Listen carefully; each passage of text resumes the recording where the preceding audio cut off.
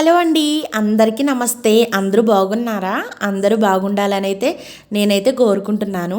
మీరందరూ నా ఛానల్ని ఫస్ట్ టైం చూస్తున్నట్లయితే నా ఛానల్కి సబ్స్క్రైబ్ చేసుకొని please do like, share and subscribe.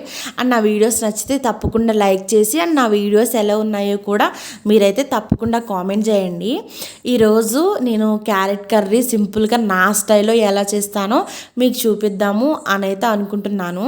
So చాలామంది చాలా వంటలు చాలా ఇంగ్రీడియంట్స్ వేసి అయితే చేస్తారు కదా. నేను ఏ వంట చేసినా ఎక్కువ ఇంగ్రీడియంట్స్ అయితే యూజ్ చేయను. సింపుల్గా 10 నిమిషాల్లో అయిపోతుంది. ఈ వీడియోస్ చూసి నా వీడియోస్ చూసి బ్యాచిలర్స్ కూడా సింపుల్గా కుక్ చేసుకోవచ్చు, అంత ఈజీగా ఉంటాయన్నమాట.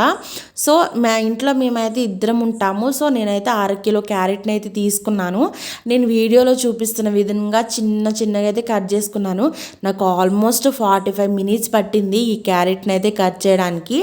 సో 2 మీడియం సైజ్ ఆనియన్స్ తీసుకొని ఆనియన్స్ వేగిన తర్వాత క్యారెట్ వేసుకోవాలి. తర్వాత ఉప్పు అండ్ పసుపు వేసుకొని మూత అయితే పెట్టుకోవాలి. చూడండి వీడియోలో నేను ఉప్పు వేయడం వల్ల తర్వాత మూత ముయ్యడం వల్ల వాటర్ అనేది మనకు వచ్చి ముక్క అనేది చాలా త్వరగా మగ్గుతుంది, ఎక్కువ టైం అనేది పట్టదు.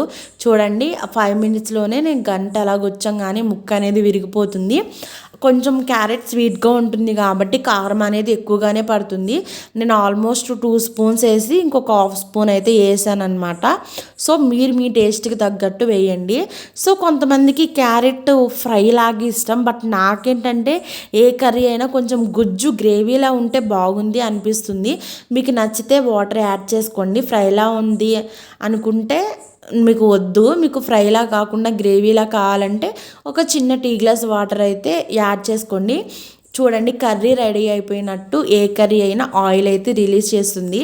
చూడండి ముక్క, చూడండి క్యారెట్ ముక్క మగ్గదు అని కొంతమంది అయితే అంటారు. పొటాటో లాగా స్మాష్ అయితే అయింది. నేను ఏ కర్రీ చేసినా బౌల్లో అలా ప్యాన్లో అయితే ఉంచను, సపరేట్గా వేరే బాక్స్లో అయితే తీసి పెట్టుకుంటాను. నాకు ఎందుకో అలా నచ్చదు. టేస్ట్ చేశాను, కర్రీ మాత్రం చాలా అదిరిపోయింది.